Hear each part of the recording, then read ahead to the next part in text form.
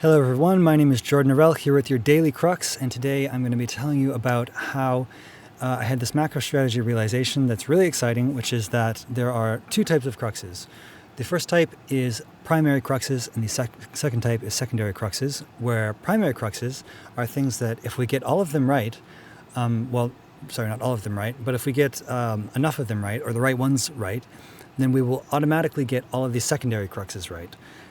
So what is all of this and why does it matter? Cruxes are things that determine how valuable the future is. So it could be like maybe all humans need to not die because that would be very bad. That's a very big existential risk. If all humans died, then presumably it would be much harder to make sure that the future is valuable. For example, if there's a pandemic that killed everyone, or if AI killed everyone, if a meteor came down and killed everyone, there's lots of things that could kill everyone. We want none of these to happen. Unless you want to prevent suffering risks, which perhaps then you'd be happy for that to happen. But, conditional on humans not causing massive suffering and having a future that's, just all happiness and butterflies, you really want us to survive. And that's a really big crux. So that's an example of a really big primary crux, is whether or not we survive at all and whether or not any other existential risks happen. So that's anything, that really dramatically reduces the value of the future by a lot. For example, if everybody, it's big things, right? These are big things that have to happen to truly dramatically sort of lock in a permanently worse future. So for example, another one would be if there were a totalitarian dictatorship that was permanent, perhaps it's empowered by AI to really take over and actually be able to hold on to power permanently, say. That would be pretty terrifying and could permanently reduce the value of humanity's future by quite a lot. And so these are existential risks. So one sort of big class of primary cruxes is preventing existential risks in general. And then another class, you could say, is things that put us into sort of higher attractor states of value. So you could think that there are many different sort of attractor states that are sort of self-reinforcing, have sort of ecosystem dynamics that keep us in a certain place. For example, our values kind of converge on something. And once we really value something and want it to be that way, we might come to value that thing so much that we actually, sort of eventually fall into a stable state where we've found some sort of local maximum where it feels like that value really is the best value from our perspective as things are. And we may sort of lock in to having that value be permanently maximized at the expense of all other values, say. So there could be a lot of these attractor states that could exist, many differently valued attractor states. And I call this state deep reflection. Would be like a state where we have sort of analyzed all the possible sorts of attractor states we could get into, basically all the cruxes that could help determine how valuable the future is. And we have determined a strategy of how to achieve like the most sort of all things considered valuable future that we could achieve.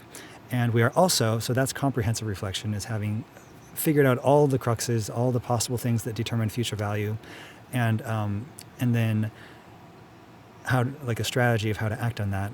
And then once we've achieved comprehensive reflection, if we also know how to actually, if society is sort of in a state where we actually want to then act on that and are highly likely to act on that, then I call that deep reflection, a state where we are actually likely to achieve that future and actualize that. Which would be great. This is kind of like the long reflection or coherent extrapolated volition, depending on if you're more moral realist or anti-realist, sympathetic. Although I think arguably long reflection covers both of them. We could do a long reflection that sort of leads into coherent extrapolated volition if in fact we figure out that moral realism is not true, which may be the case, certainly.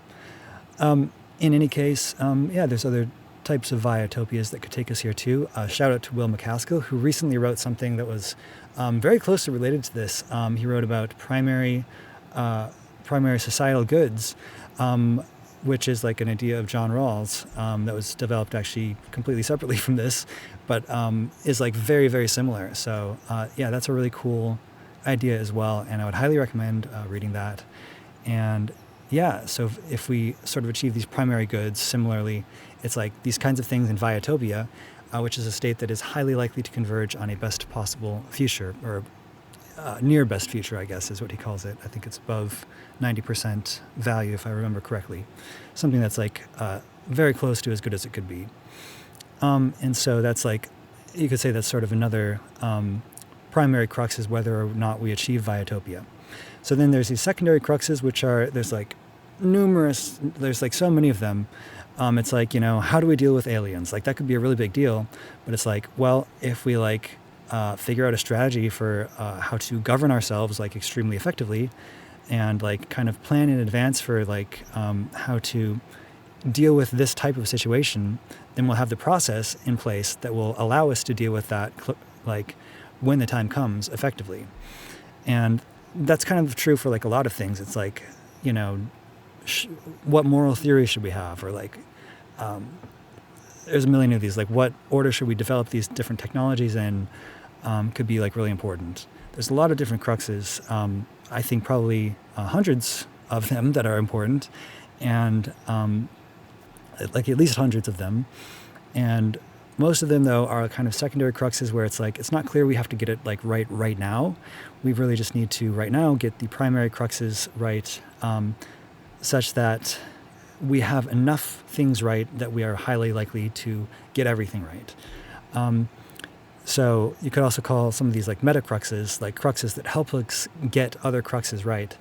Or another related term is like instrumental cruxes, which are those cruxes which are good for helping us to achieve ultimate value, versus terminal cruxes, which are those which are like, how much suffering is there in the universe would be a terminal crux.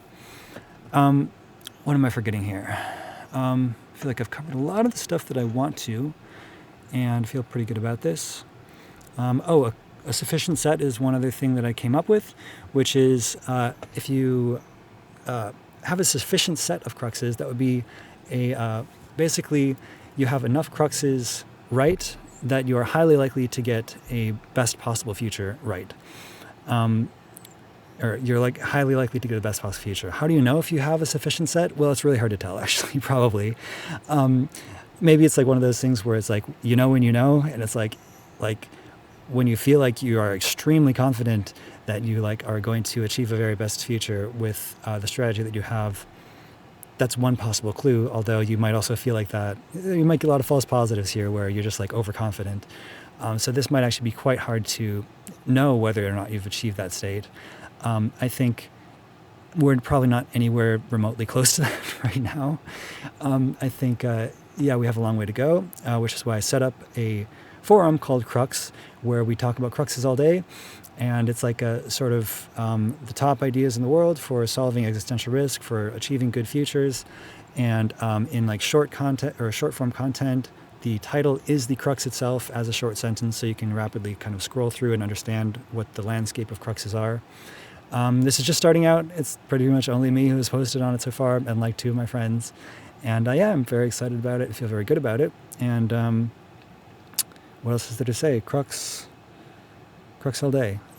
Crux all day, crux every day. That's what I say. Crux a day. It keeps Doctor Who happy.